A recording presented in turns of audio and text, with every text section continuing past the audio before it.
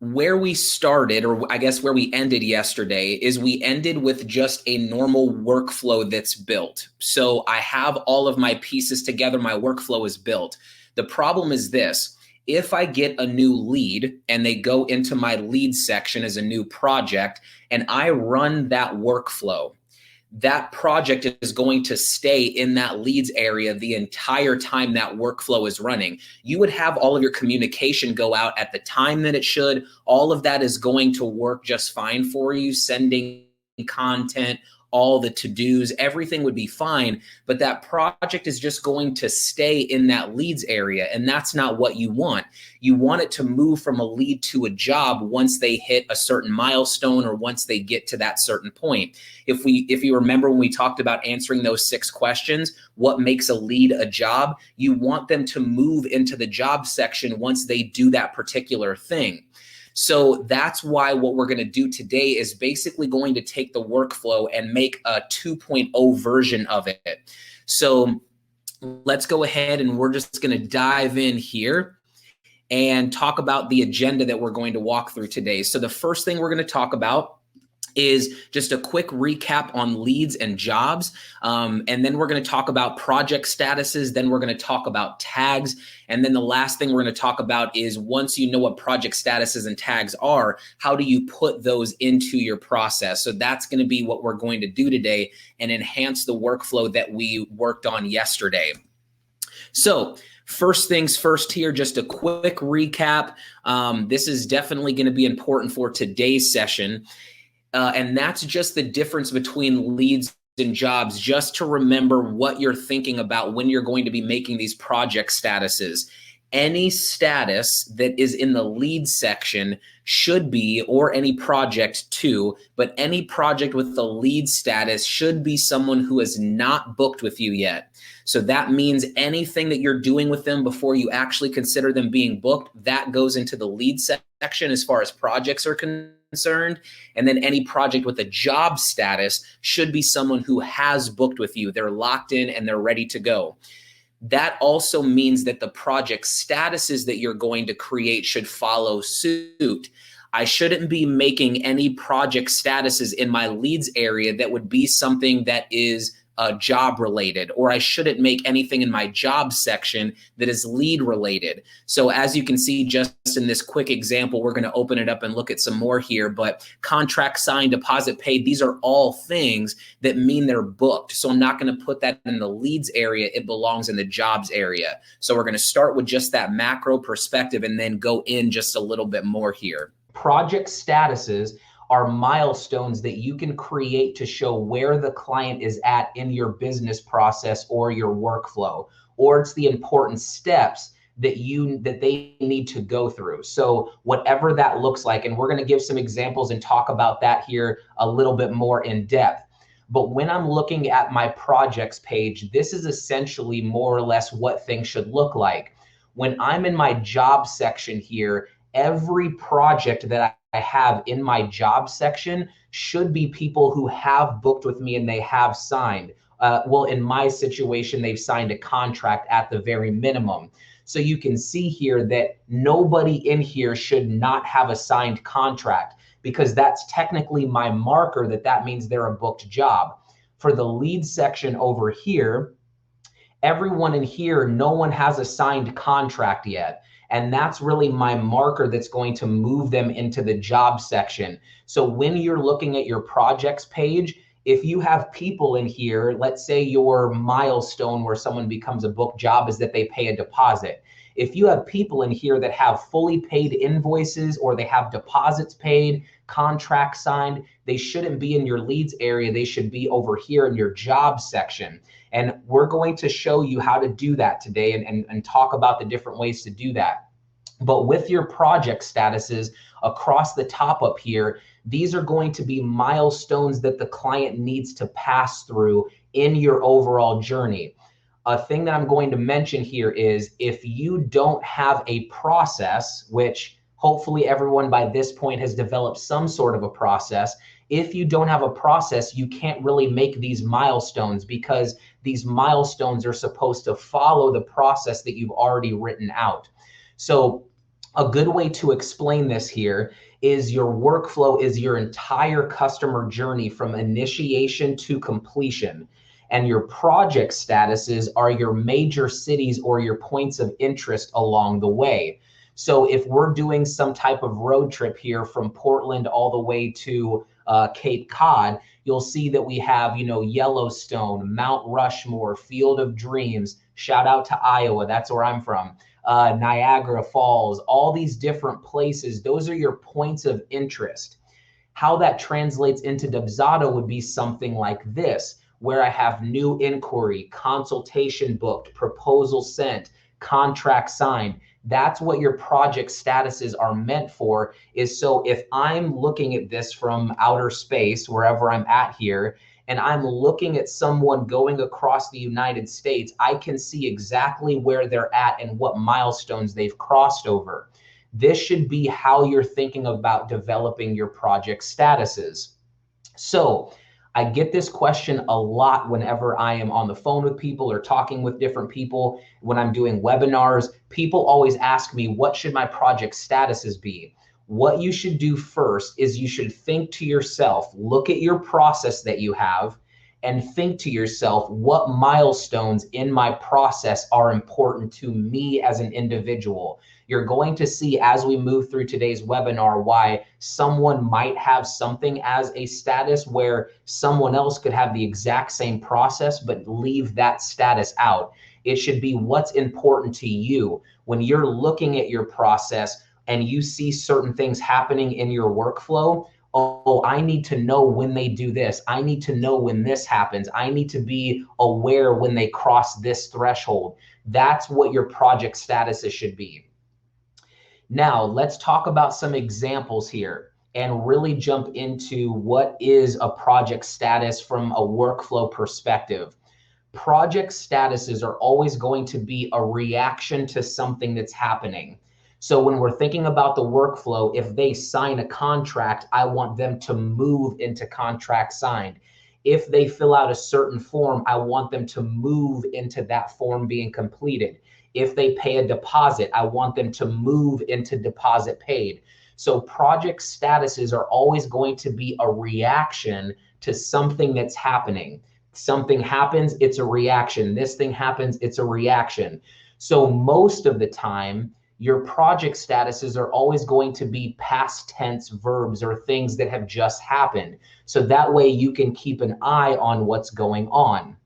So for example, if you're using schedulers, so let's say you're sending out a scheduler in your workflow, you can do things like awaiting booking because you sent your scheduler, I'm awaiting for them to be booked.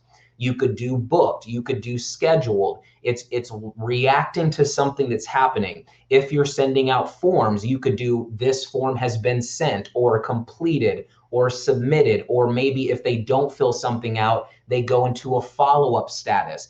Again, it's always a reaction to something that's happening. With the contract, you could do contract sent, contract signed. Any type of email, like a welcome email, you could say welcome email sent if you're looking at just strictly emails. When it comes to invoices, you could do this particular invoice sent or deposit paid or paid in full, or maybe if they pay, they could become an active client. There's a lot of different things that you can do there.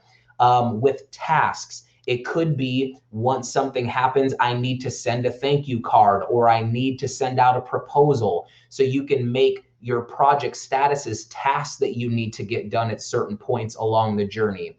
You could have it based off of time. You're going to see that in the example that I'm going to do today. If you're 3 months away from an event or 2 months away or a week away, that's always going to be a measure of the time that you can do as well. Or you could do something very more macro level. You could do phases. So phase 1, phase 2, delivery phase. If you're more in the design space, maybe it's like a research phase, then implementation phase, then delivery phase. You could do it that way as well. So as you can see, there are a lot of different project statuses that you can do, but something to remember is that what you're going to be using in the workflow is something called change project status. You're going to see that later. So if the action that I'm always going to use to change their project status is change project status, then the most important thing that you need to pay attention to are the workflow triggers, because it's going to be the same action every time, but how you can actually move it is all based off of these triggers here. How can you use these triggers to really manipulate projects?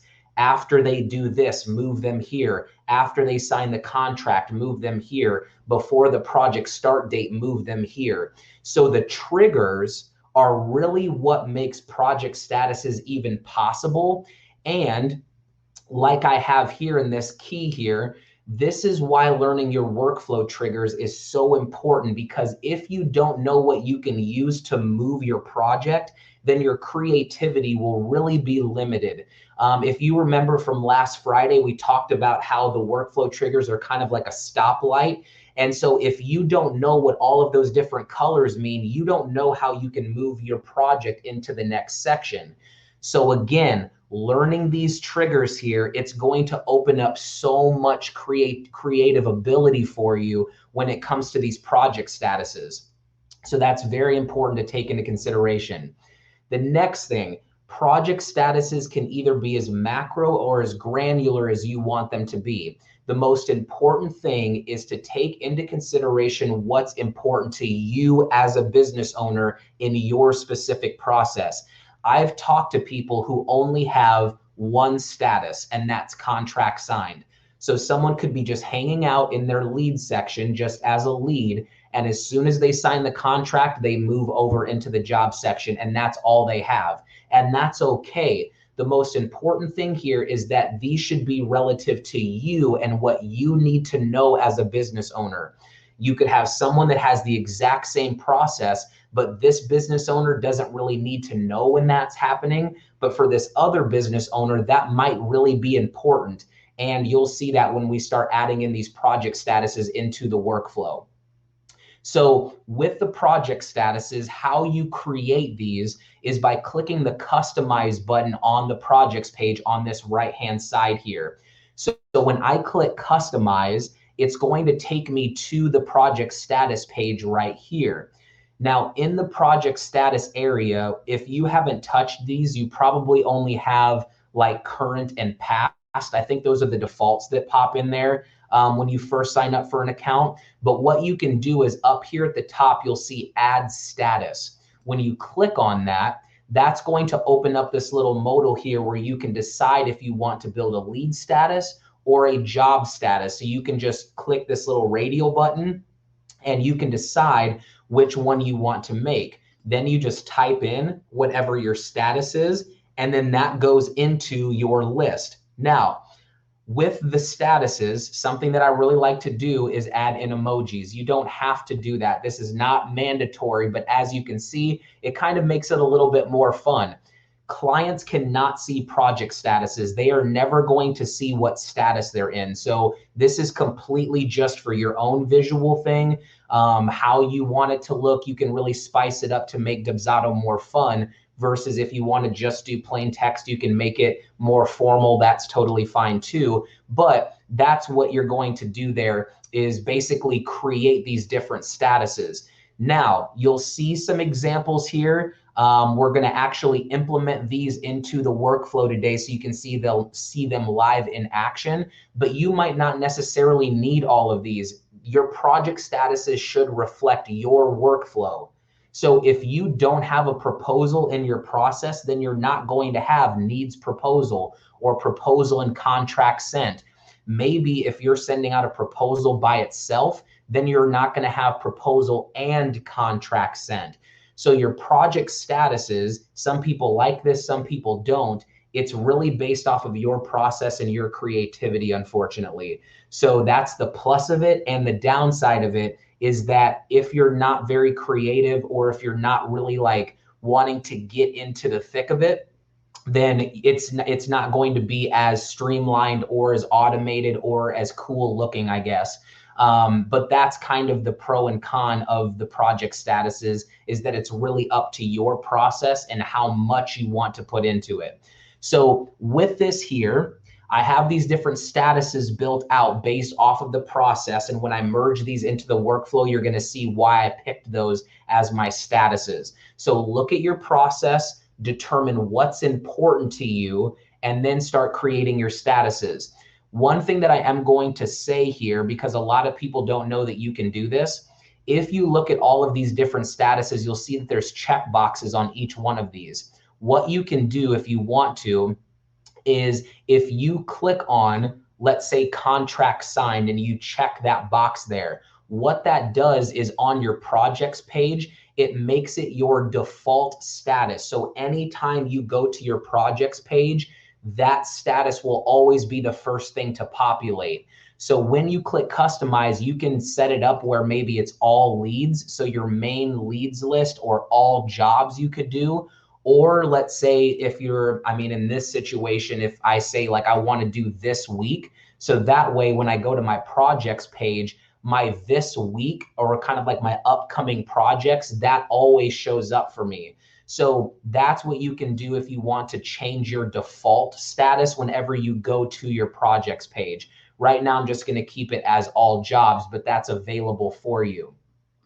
So when you have your project statuses created, another question that I do get a lot is how do you change your project statuses if you don't have workflows built to automate them? And you can definitely do that here on the right-hand side. You can click here and you can change the project statuses once you've created them. But obviously with the whole nuance of this webinar series, we're trying to do this so it's going to be automated, but it's possible to do it manually if you want to. So that's there for you. But that is what project statuses are. The main thing to pay attention to is that it's where the client is at in your overall process. So those are project statuses. Now let's talk about tags. So tags are markers, or you can literally think about them like hashtags. If you're familiar with social media and how hashtags work, they work just the exact same. They're markers that you can put on projects to help group and categorize your clients based off of service type or group or demographic or any other identifying item that you want to be able to easily search your clients with. Projects are able to have multiple tags associated with them, so they really do work like hashtags. So let me explain here what that would essentially look like. So I've given some examples. These aren't the only things that you can use, but it gives you an idea of what tags are meant for. So if you're in the coaching industry, you could have one-on-one coaching as a tag, or group coaching, or mastermind, or life coaching, or career coaching. In the design realm, you could do logo design, website design, graphic, print, if you do website maintenance, if you're in the design realm. Photography. This is kind of more of the example that I'm using in my demo here, but you could do wedding, anniversary, maternity, family sessions, senior portraits. And then in the marketing space, you could do something like social media, branding, affiliate marketing, content, or email marketing. So these are just all examples of different types of clients that you're working with. So a good way to associate these two things together is tags are based off of type of client, tags and type. So I get this question a lot. Some people might say, well, what tag should I actually create? So one thing I like to say, and a question that you should ask yourself when you're thinking about what tag should I make or what's going to be good for me in the tag space, is to ask yourself the question, what type of clients am I always searching for? I'm always looking for this type of client. I'm always looking for my wedding clients, or I'm looking for my, maybe if you do photography and you do videography, I'm always looking for my photography clients or my videography clients. When you're trying to think to yourself, who am I constantly searching for, or who would it be nice to be able to search for really quickly? A type of client, that should be a tag, okay? Now, to create tags, it's also going to be in the customize section. So it's in the same place that the project statuses are, but when you scroll down to the very bottom of the page, you'll see right down here, here's where the tag section is at. The three that I have are wedding, engagement, and anniversary, because if you remember from the very first session, those are the three different spaces that I'm in, is wedding photography, engagement photography, and anniversary photography. So those are just the tags that I made. I could make more if I wanted to.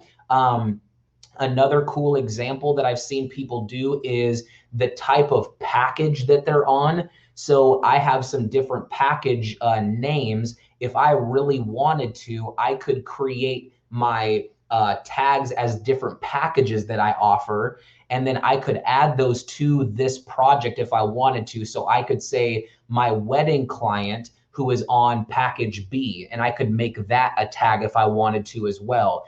It's really up to just deciding, how do I want to be able to identify these clients? So here's a good example. If I'm on my jobs page here, so here are all of my active jobs, and I hover over these different projects, you'll see, oh, I have a wedding client.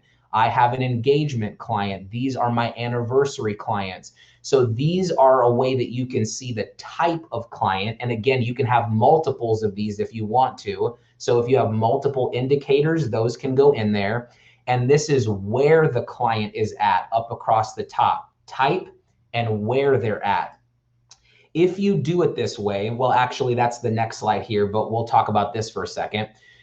This is why you should not make your project statuses out of your tags. Here's what I mean by that. Some people up across the top up here, when I've worked with people in the past, they might have web design and logo design and website maintenance all as these different statuses. But here's the problem with doing that. Let's say I get a client that wants to do web design and they want to do web design maintenance. If I have these as separate statuses, someone can only be in one place at one time. It's kind of like that Atlas idea or the road trip idea. You can only be in one place at one time. You can't be in two separate places. So if I have website design and website maintenance as two separate statuses, that's not going to work well for me because they're actually doing both. So that's why those should be tags, because then if they're on this page here, I could have a web design tag and a website maintenance tag because I know they're doing both. And maybe I have SEO as another one. So if they're doing all of that and also doing SEO, then I could have 3 tags on that project. So I know all of the things that they're actually going to be doing. But as far as process is concerned, they can only be in one place at one time. So that's why these should never be, you can do it if you want to, but it's not going to be able to work the way that you're wanting it to in regards to workflows. So I will say that you can do it that way. It's not that you can't, but I don't think you should do it that way, because then you're limited. If someone is going to do multiple services with you, they can only have one status at a time. They can only be in one place at one time in your process. So that's just kind of an alert for you. But that's kind of my recommendation when it comes to project statuses and tags. If you set things up correctly, it will open up a whole world of possibilities for filtering and, if you want to, exporting your projects. Here's what I mean by that, and then we'll jump into actually putting these into the workflow. So let's say that I wanted to see in my 3 months out status, I want to see all of my wedding clients. So I click on 3 months out. It shows me everybody who is 3 months away. Their project date is 3 months away. Then if I click on this little filter button right here, I can filter by tag. So if I want to see everyone who is 3 months out that are my wedding clients, it's going to pull up anyone who fits that status and that tag. If you're using these appropriately, now you can filter and find exactly who you want to very quickly. If I'm on my all jobs here, so these are all of my jobs, my active jobs. If I click filter and I say I want to see all of my engagement clients, it's going to show me all of my active jobs, because again, I'm in the jobs section, that are underneath the engagement or have that engagement tag on there. So if you set it up right, now what you can do, I've talked to a lot of people who like to do this. I could go here. I want to see all of my engagement clients. So those are all there. Now I can click export right here that's next to the customize button, and I can export a CSV file of everyone who is showing up right here. It's only going to export the list that I can see. So that's why if you just combine things the right way, now you're going to be able to see exactly who you need to populate, and you can use a combination of tags and statuses to find exactly who it is that you're looking for. So that's another great reason to make sure that you organize your projects page in the best way possible there. So now we're actually going to talk about streamlining the process. So we have our statuses built. You're going to have to build those first before you do what I'm about to do here. And then I'm going to show you how to incorporate tags as well. So let's look at the example workflow that we built yesterday. So when I go into templates and workflow here, so we started off with the inquiry workflow. So let's just look at this for a second. Actually, before I jump into this, I want to do one other thing before I get into putting the statuses in this workflow. If we go back to the projects page, you'll see the very first status that I have is check availability. Remember, in the process we looked at yesterday, when someone inquires, this is just my process, but when someone inquires, I want to check availability first. Instead of making this a project status in the workflow, what I can actually do is go to my lead capture form. So let's go to this website contact form here. In the settings tab on your lead capture, some people don't know you can do this, but you can choose what status everybody will get dropped into if they fill out this particular lead capture form. So if someone is filling out this form, every single project is going to get dropped into check availability. So because of that, I don't need to put it as a status in my workflow. I can do it from the lead capture perspective, where they fill out that form. Anyone who fills this out, they immediately get dropped into my first status, which is check availability. So if I'm on my projects page and I'm looking at my list here of check availability, I know that they're at the very beginning of the process. They fill out that lead capture. Now they're dropped into that first bucket there. So check availability, that's going to be my first status. Now let's get into the workflow. So that was the first status that we're going to look at. Now, my next one that I have is awaiting booking. So once I send out my scheduler to somebody, I want to be aware that I sent out a scheduler and I'm waiting for them to book their consultation. They're in that awaiting booking phase. So if I'm looking at my workflow here, where that would go would be after I send out my consultation, because remember, it's a reaction to something that's happening. So as soon as I send out that scheduler to them, I want them to go into awaiting booking. So all I'm going to do here, and this is what we're going to do basically all day today in the webinar, is I'm going to click on add action.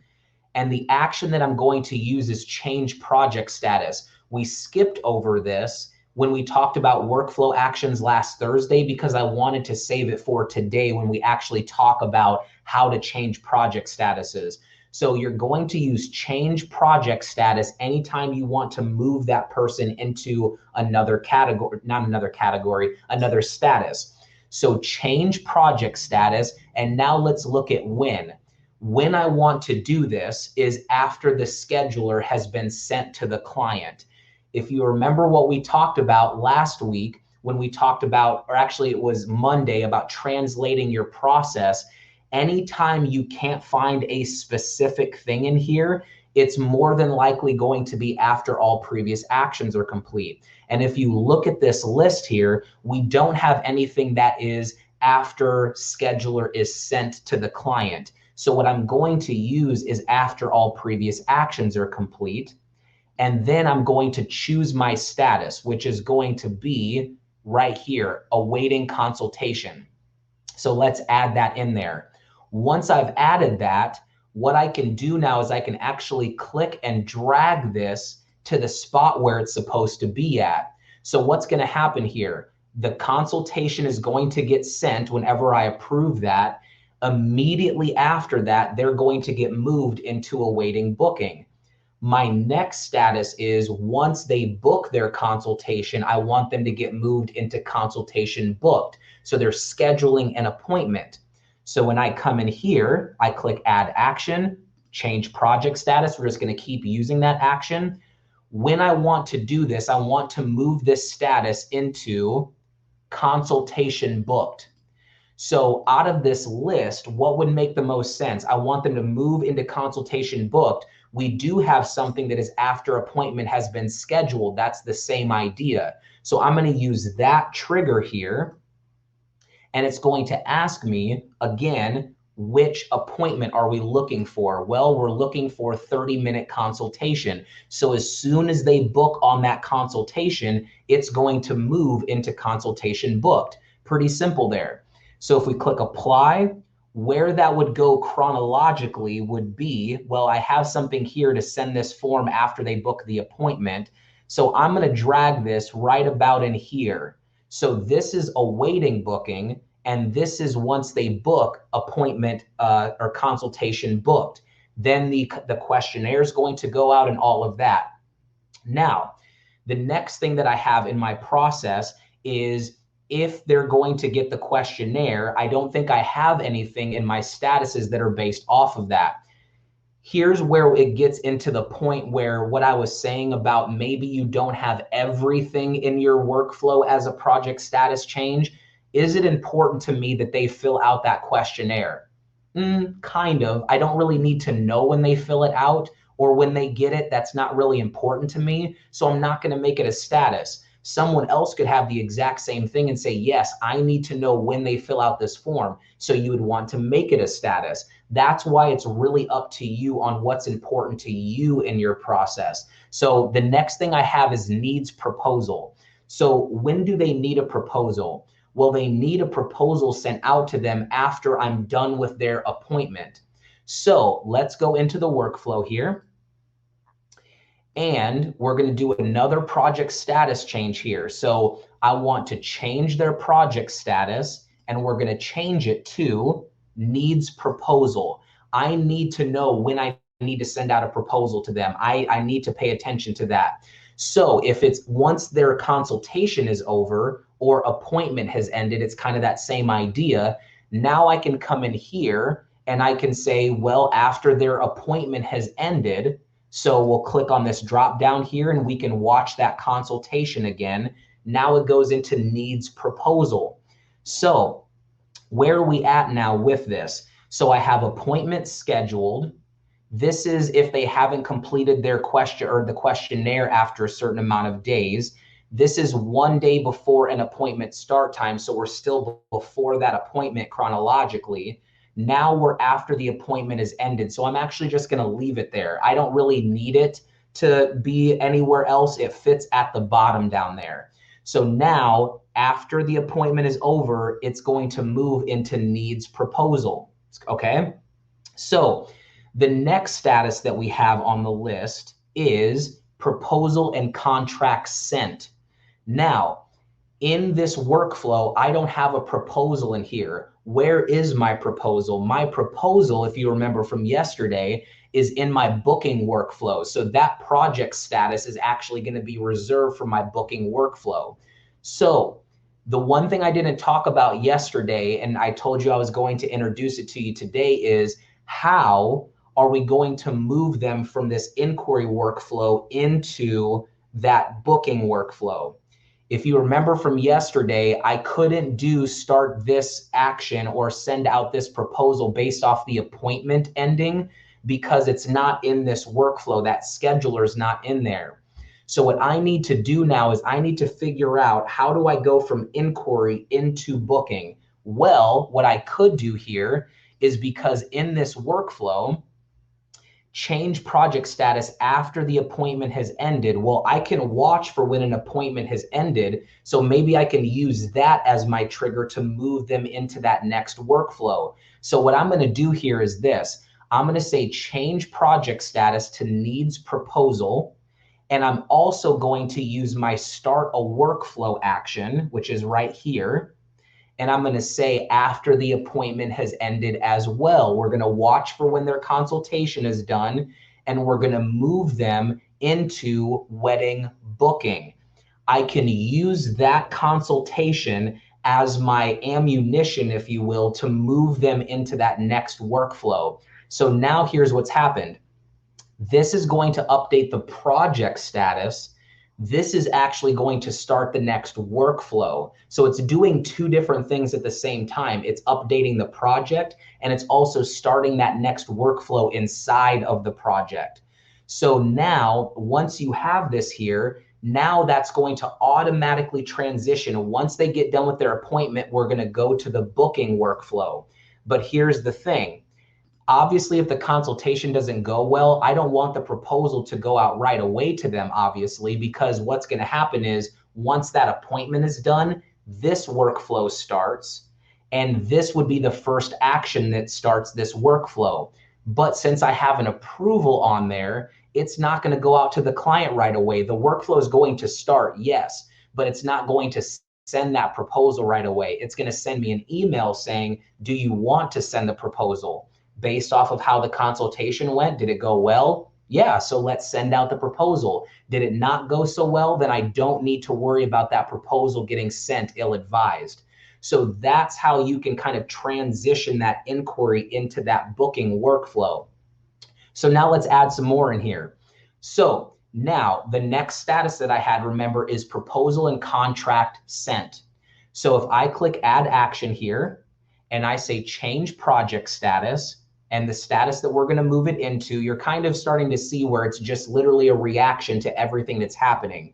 I want to move this into needs proposal. And when I want to, or sorry, proposal contract and sent. And when I do that is going to be after I send out the proposal to them. When I click on this list, there is nothing in here that says once proposal has been sent. So I'm going to default to after all previous actions are complete. Pretty simple. That's the same thing we talked about on Monday on how you can translate your process. If it's not in that list, then it's going to default to after all previous actions are complete. So now I'm going to drag that right there. Here's what happens. The proposal goes out to them, then it moves to proposal and contract sent. My next status is proposal submitted. So how can we do it where once they submit a proposal, then I want it to move into proposal submitted? So if we go to add action, change project status, now we want to move it into proposal submitted. Remember, if you submit a form or if you complete a form and a proposal falls underneath that category, now what we can use is after form is completed, because we're looking at that proposal. If you click this here, it's going to say what form. We can watch that proposal because it's in the workflow here. So once they submit that proposal, now it goes into proposal submitted. Really easy there. So there, what we're going to do here is we're going to click and we're going to drag that. Now, here's the interesting thing, because chronologically, it doesn't matter where this is at because it's strictly watching when they fill out that proposal. So this could be down at the bottom if I want it to be, but what I'm going to do is I'm going to put it right here. So they're going to go into proposal and contract sent here. I'm going to do my follow-ups. We did those yesterday. Once they complete it, now it's going to move into the next category or into the next status. So that's chronologically probably what makes the most sense. If I wanted to do that here, it's going to do the same thing because it's only watching once they complete that proposal. That's the only thing that it's looking at. So it can go anywhere in here. I'm going to put it right there, but it doesn't really matter. Now, the next thing that we're going to do is talk about something that I literally figured out how to do last week. I've never taught this before in a webinar, so if you are watching this, you are the first people to ever hear about this being taught or anything like that. I'm very excited to talk about it. In the process, if you can remember, what we talked about was, what if someone doesn't sign a contract? I'm sending out my proposal and contract here, but what if they don't sign? What if they don't sign the contract? How do I get them some follow-up emails? What you can do is create a sequence that is called contract follow-up. You can call it whatever you want to, but let's jump over into that workflow. I made it a separate phase, and you're going to see why here in a second. This workflow phase here is going to do some things. What I want it to do, actually, before I explain what it does, let me actually put it into my booking workflow first, and then I'll explain what it does. What I want to do is once they submit that proposal, because remember, we're doing proposal, contract, and invoice, all of that is together. Once they submit that proposal, they're going to be taken to the contract. Well, what if they don't sign that contract? So what I want to do is start a follow-up sequence with them if they have submitted the proposal, but they haven't gotten to the contract yet. So what I'm going to do here is this, and this is pretty advanced. So if you can follow along, amazing. If not, you can go back and rewatch this so that you can kind of have the same understanding. For some of you who stayed late on one of my webinars and watched how I did the consultation call follow-up sequence, we're going to use that same logic for this. What I'm going to do is I'm going to start a workflow. The workflow I'm going to start is my contract follow-up sequence. We're going to dive into what it looks like next. But what I want to do is as soon as they complete their proposal, I'm watching for them to complete their proposal. If they don't complete their proposal, or if once they do complete their proposal, I want this workflow to start. So they've submitted the proposal. Now this sequence is going to kick in. I'm going to put this in the same spot as if they have completed their proposal here. That's chronologically where it would make sense. So they're moved into proposal submitted. And then the next one that I'm going to move them into is going to be awaiting signature. Let's look at the projects page just so we have context here. Proposal contract sent. I'm going to talk about follow-up here in a second. Proposal contract sent. Now we move into proposal submitted. And then if they don't complete their contract, they're going to go into awaiting signature. So now I have a way to monitor people who I know have not signed their contract after a few days. So here's how this works. If I go into my workflow and I'm going to go to this contract follow-up, remember, proposal gets submitted. This workflow now starts. A day after it starts, so I'm assuming that they filled out the proposal, and a day later, if they still haven't filled out the contract, a day later, it's going to move them into awaiting signature. So now I know that they filled out the proposal, because that's the only way this workflow even starts, is if they submit the proposal. They submit that, it starts this workflow, it changes their project status after a day. I'm going to give them a day to sign their contract. Then it goes into this status. Now, immediately after that project status change, so it's the same day, they're going to get a contract email that says, hey, I just wanted to check in to remind you to please sign your contract. Just click on the link below to access it. So it's a very generic email here, but it's going to have the contract link in there. If you remember from, I believe it was Friday last week, we talked about how you can just put a contract link into any email once it's already been applied to the project, because there's only one contract. I don't need to choose what contract here. It's already on the project, so it's going to go in there. So I do that on that day after. So it moves the status and then it sends out that email. 2 days later, it's going to send out my second follow-up to them saying, I noticed that you still have not completed your contract. Just wanted to send a friendly reminder to please sign your contract. So same idea here. I'm sending another follow-up 2 days after. So now it's been 3 days that they've had this proposal submitted and they haven't signed their contract. Pause the workflow immediately after they sign their contract. So here's what happens.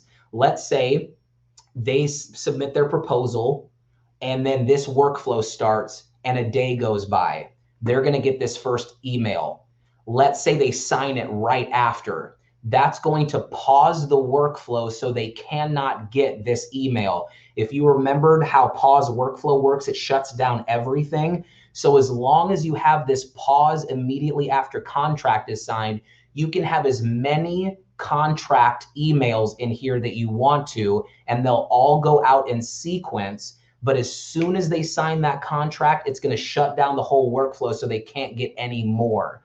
So that's how you can do if they don't sign their contract, you can start this type of a workflow, and that's just going to run. It's going to run until they get through the entire sequence. Now, let's pop back over to the workflow here, the booking one. Now what we can do is this. Let's say, for example, that I've sent out my proposal to them, okay? And they haven't submitted the proposal after a few days. Remember, we're going to send out a follow-up email 3 days if they haven't completed their proposal. What I could also do, this is just another example of what you can do here. If I do add action and change project status, I could say 3 days after they have not filled out their form. So after form hasn't been completed, we're going to watch that proposal. I could say, put them in the follow-up section. So what does that do here? If I click apply here, I'm going to show you exactly what's going to happen in this particular sequencing. And I'm going to drag this right here because this is the same time frame. So let's walk through this workflow, and then we'll move to the booked workflow and we'll be done. So I'm going to send out my proposal. It goes to proposal and contract sent right after. If they don't complete the proposal in 3 days, they're going to get moved into my follow-up status. Then they're also at the same time going to get an email telling them that they haven't filled out the proposal. Then a week later, if they haven't filled out the proposal, it's going to send them another email. Then what I could do, I'm actually going to drag this right here so it kind of makes more sense. 10 days, if they haven't filled out the proposal, they're going to get archived. So here's kind of my follow-up if they haven't filled out the proposal. If they do fill out the proposal, now they're going to get moved into proposal submitted. And then as soon as they fill out that proposal, my contract workflow now starts. So now you can see where I do have a lot of if-then things happening here, but this allows you to watch for the proposal to get submitted. If it doesn't get submitted, send out some follow-ups and then archive them. Or if they don't submit their contract, you're still reminding them. So that's all happening in this workflow here, okay?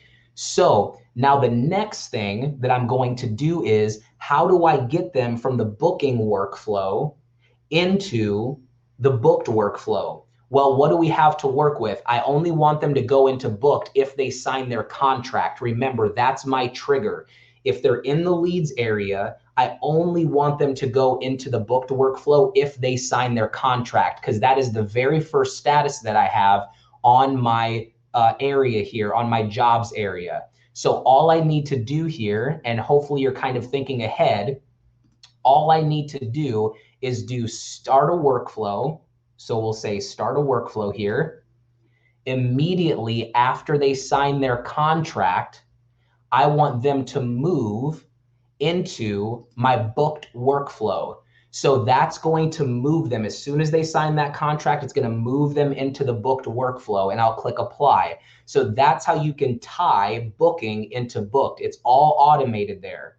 The other thing that I want to do as well is I also want them to move into contract signed as a status. I don't have that in here. The project is starting a new workflow, but the project hasn't moved into that status. So I can also do at the same time, change project status immediately after contract is signed, move them into, you guessed it, contract signed. So once I do this, now it's going to be doing two things at the same time. I'm going to move that here. It doesn't really matter, but just because I like the look of it better, don't ask me why. It is what it is. Anyway, so now what happens is this. Once they sign the contract, they get moved into that job status, and the project is going to start their next workflow. So it's doing two things at the same time based off of them signing that contract. Now we get into the booked workflow. And this one should go a little bit quicker here, just so you can kind of see what's going to happen. So the next project status that I have, so we have contract signed, deposit paid. Oh, actually, that's something else that I wanted to show you is deposit paid. So let's go back to that booking workflow so I can show you here. How do I get them to move into deposit paid? Once they pay a deposit, I want it to move. So what else I can do here is if I say add action, and then I want to do change project status immediately after a scheduled payment has been completed. So if you're in a position where you want something to happen once they pay a deposit, you're going to have to use after scheduled payment is completed, and make sure you have that payment schedule up there. We talked about that on Friday last week. And I'm going to watch for when they pay that 50% deposit. And now I can have it move into deposit paid, okay? So that's going to be my sequence there. Now, actually what I want to do here, I'm just kind of looking at my workflow. Let's go to the booked workflow here, and we'll take a look at that. So this is immediately after the workflow is started.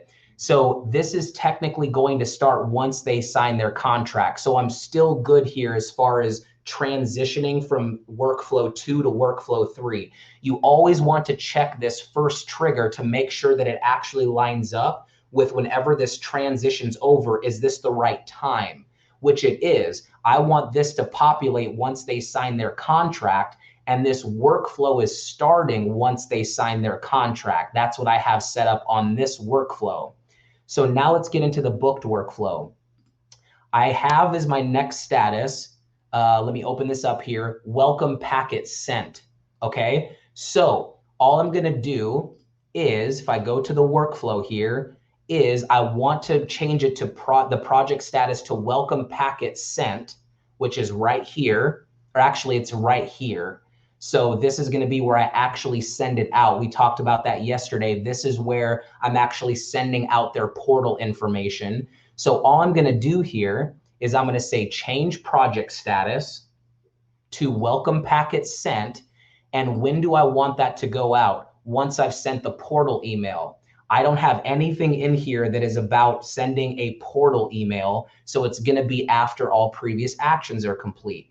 And I'm going to drag this right underneath here. So what does that mean? As soon as I send out that portal email, it's going to change to welcome email sent. Very straightforward there. Now, the next thing that I'm going to do, I keep clicking on that tab. The next thing I'm going to do here is kind of talk through these three: 6 months out, 3 months out, 1 month out, and this week. How am I going to do that? These are all based off of the project date, right? So what I can do is I can create different project status changes that once it hits this much before the project date, I want to move it. So let's put those 4 in here right now. So if I go to the workflow and we'll go to booked, I'm going to do 4 project status changes. I'm going to do change project status 6 months, I have 6 months before their wedding. So 6 months times 4 would be 24 weeks. So we'll say change project status 24 weeks before their project start date. And then we're going to move that into 6 months out. So it's looking at their project date 24 weeks before, which is about 6 months. It moves them into that status. Now, 24 weeks chronologically, that's going to go right here, right above the 12 week. So 24 weeks, 12 weeks. Then I have a 3 months out. So change project status. 3 months would be 12 weeks before project start date. And we're going to move that into the 3 months out. Okay. So you're kind of following along here. I'm just putting in based off of how many weeks we're going to move it down that timeline. 12 weeks is also going to be at the exact same time that I'm doing my 3-month check-in email. So not only is it going to send them this email, it's also going to move them into that status. Then we have 1 month out. So change project status 4 weeks before project start date. And that's going to go into 1 month out. You don't have to have all of these things in there, but I just want to show you the possibilities of what you can do. Right along with my 1 month check-in email at 4 weeks, it's also going to move them into 1 month out. And then the last one is, you can guess it, is change project status 1 week before the project start date. Or sorry, before project start date. Did I put that right? There we go. Before project start date, I want to move them into this week. And now that's going to go chronologically right about in here. So we have 4 weeks out, 1 week out, and then this is 1 week after the project end date. The last status that I have, and then we're all done for today, I'm ending right about at time here, is add action, and that's my post-event status. We got a lot of questions about this in other webinars is, do I archive them right after the project, but I want other stuff to go out? What I always recommend doing is making like a post-event or a post-session or post-delivery status. So that way all of your kind of post-event emails and things can go out before you archive them. So I'm going to say change project status 1 day after the project is over. So I have the event, or I deliver the product, or I have this session, whatever that end date is. As soon as that's over, it's going to move them into post-wedding or post-session, post whatever you want to write in there, past if you want to.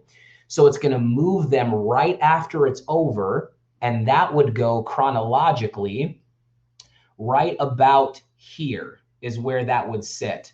So 1 week before they go into this week, 1 day after, now they're in post-wedding.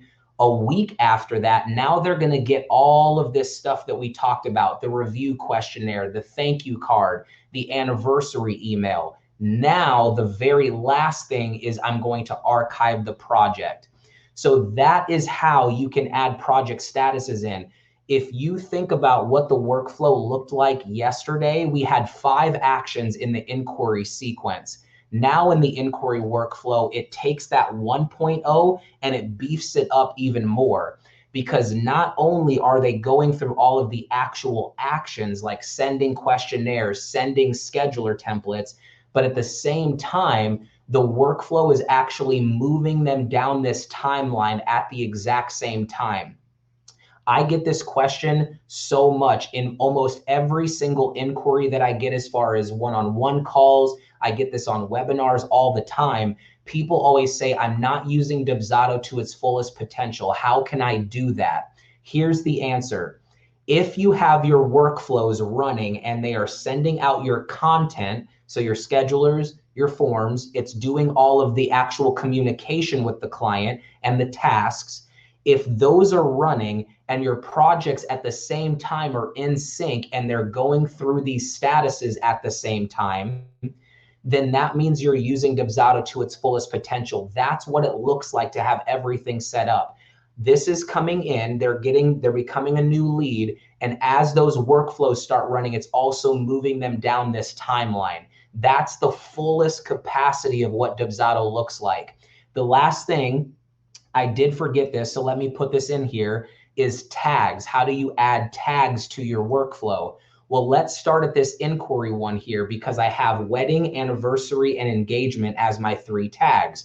So what I can do here is if I click add action and I say add tag, what I can do here is I could say as soon as this workflow starts, because if this workflow is starting, that means they're a wedding client. So what I could say is 0 days after the workflow starts, immediately once this kicks in, I want to tag them with wedding. This is going to keep me from having to manually go in and say, this is a wedding client, this is an engagement client. It's going to do it for me. And I'm just going to put this, because I like chronological order. As you can kind of tell, I like everything to be chronological. But basically what's going to happen here is as soon as this workflow starts, they're going to get hit with that wedding tag. So now, how do we put all this together? If I go to my lead capture form and I'm on my lead capture and it says, what type of session are you interested in? I'm going to apply my wedding inquiry workflow. So now it's just going to start that workflow and let them work through that first phase. And if they make it to the booking workflow, that's awesome. If not, maybe I could start some other workflow. I could add in maybe just a canned email to send them manually, different things like that. But now, if they go to my workflow and they choose wedding and submit it, it's automatically going to start off with them getting a wedding tag. So you can see how those two things kind of coincide together there.